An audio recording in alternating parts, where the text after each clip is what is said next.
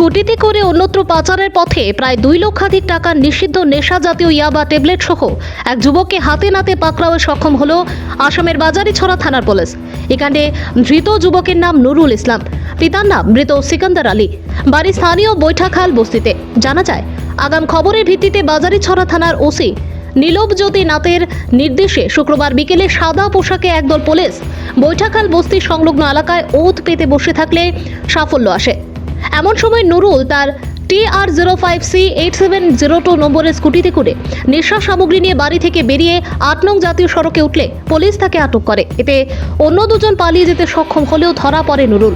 পরে তার স্কুটির ডিকি থেকে বিভিন্ন প্যাকেটে 1000 নেশা জাতীয় ইয়াবা ট্যাবলেট বাজেয়াপ্ত করা হয়, যার কালোবাজারি মূল্য প্রায় 2 লক্ষাধিক টাকার মতন হবে। ধৃতের বিরুদ্ধে NDPS ধারায় মামলা হাতে নিয়ে বর্তমানে ধৃতকে থানায় আটক করে রেখে টানা জিজ্ঞাসাবাদ করছে পুলিশ। তাকে শনিবার জেলা সিজেএম আদালতে সোপর্দ করা হবে বলে জানিয়েছেন ওসি। পুলিশের এহেন নেশা বিরোধী অভিযানে সন্তোষ প্রকাশ করেছেন এলাকার সচেতন মহল। ভানুচন্দ্রের রিপোর্ট, আসাম প্রাইম নেটওয়ার্ক।